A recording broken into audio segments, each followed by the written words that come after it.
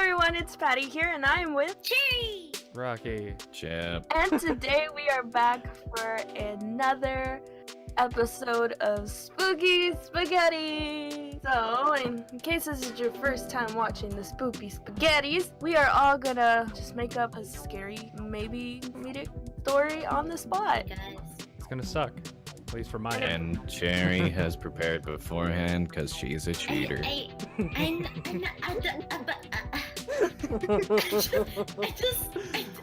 last time didn't go well for me, so I wanted to be prepared this time. Wow, it's almost like that's the point. And we're gonna start with the cherry. Yeah, Jerry. Cheater. Tell us your story, Jerry. It's called Hollow Inside, and it's about a pumpkin named Paul.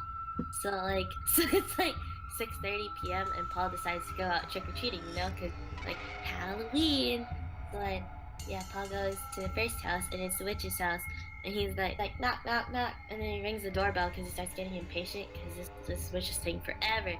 So then the witch opens the door, and Paul's like, trick or treat, and the witch is like, trick or treat yourself, and then she slams the door in his face. And he's like, I'm hollow inside. So then he goes to the next house, right?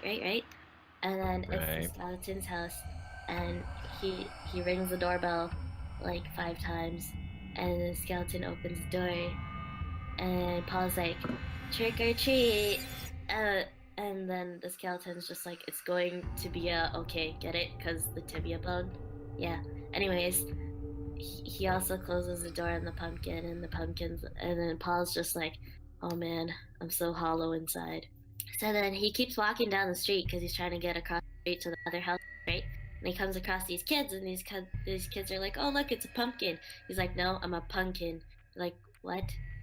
And he's like, I want to hear a joke. And then he's like, yeah, sure. And then Paul's like, what's a ghost's favorite thing to throw? And they're just staring at him. He's like, a boomerang. And then they just stare at him, and they walk away, and he's like, man, I'm hollow inside. So then he just keeps going, right? Every time nobody wants to give him candy, and nobody wants to just give him candy, and he's like, oh man, I'm so hollow inside. Yeah, that's it. Good job, man. Oh, I'm glad I muted myself through that whole thing, because those are the jokes that I laugh at for 30 years. That was absolutely It adorable. was perfect. It was just nothing but pun after pun, and I don't know if I'm okay with it. Trick. Pumpkin pie. A pumpkin that has pie carved into it. It's just endless. Oh my. She was waiting for this day. She was prepared. Oh my goodness. It's your turn, Rocky Roo. Alright. Did you just call me Rocky Roo?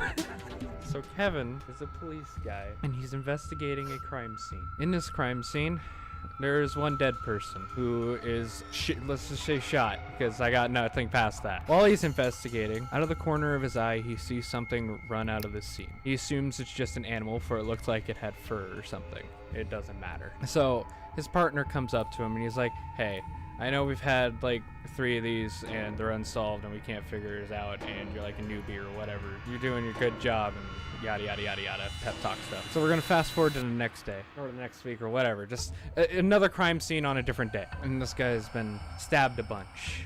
Same guy, Kevin, is investigating the crime scene, and once again sees that same thing run out of the corner of his view. Still pays no mind to. Goes to another crime scene, another murder.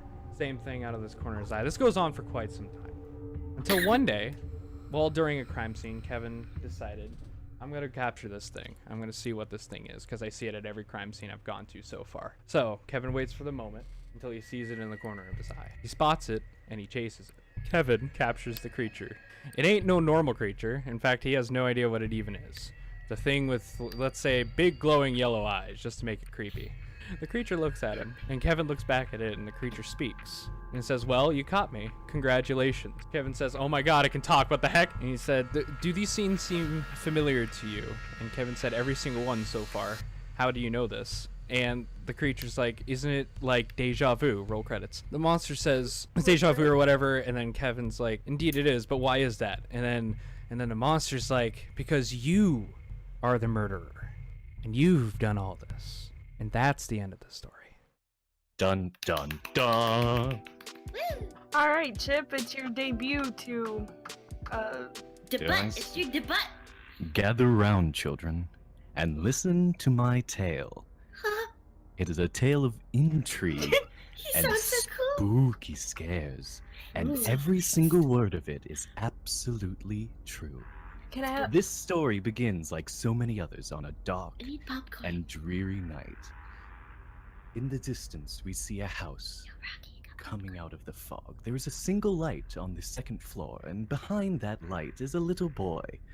Let's call him Doug. Doug is your Duke.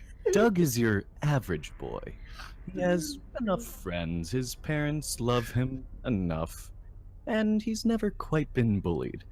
And for Doug, nothing is ever wrong. Such a strange phrase, as he thought it to himself. Nothing is ever wrong. As he's playing with his strings, he realizes, why would I think about that? But of course, nothing was wrong with thinking about it, because nothing is ever wrong. You see, Doug often stayed up on nights like this, thinking and wallowing away the hours, not sure why he's up, not sure why he's doing anything, in fact. But to Doug, nothing is ever wrong. Now, as short as we've known him, let's move on to another girl. A girl named Katie. To Katie, things are quite wrong. You see, she sees strings everywhere. People are held up by these strings as they go through their town. To her, these things are very, very wrong. She doesn't know when they started or why they're there in the first place, but she does know that she has no strings. And to her, they're everywhere, choking those around her, pulling the people around her, her parents, pulled by these very strings. We don't know why they came, but they are there, and they will stay. She tried playing with them once, pulling on them.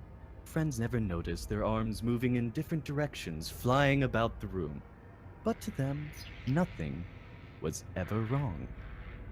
To her, nothing was ever wrong. She thought these words, not realizing why she was so upset. She went back to her bed and fell asleep, unable to stay awake any longer. Moving back to Doug, we see him idly lay his head upon his pillow, playing with his strings and thinking to himself, nothing is wrong. Nothing is ever wrong. That's all I got. Woo!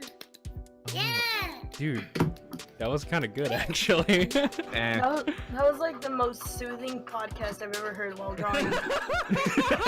That's what I do. I got a good- Boo-boo. I got a good voice, but no story structure. What? This story is called Toire wa doko desu ka?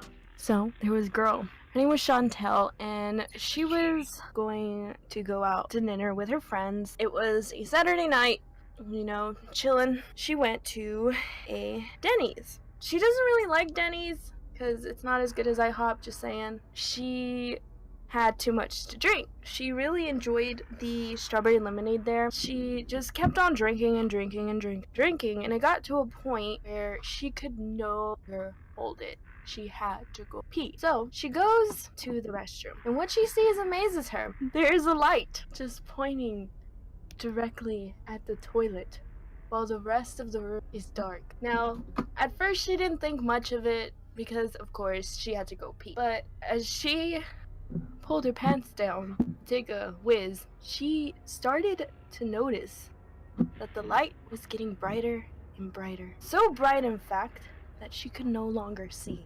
She finished doing her business. She got off the toilet and she proceeded to wash her hands. She looked at herself in the reflection of the mirror. She noticed that she was not there.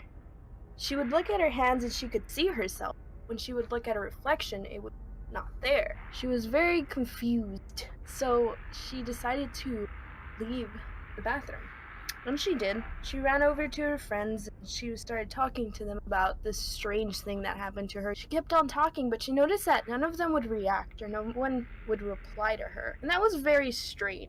She started freaking out a bit. She's like, there's something going on. She heads back in the bathroom, and what she sees is the complete opposite of what she saw the first time she head over to the bathroom. There was no longer a light pointing at the toilet, but there was light surrounding the toilet, and there was just dark in the center. So she decided to go towards it, and she looked at the toilet and saw a dark hand come out. Ew. And it grabbed her and it pulled her in. Ew. Legend says that after that night, all they found was her Poop in the toilet. shoes, her pants, her shirt, and her cell phone. And so they say that whenever you go to that Denny's, you should never use the toilet again.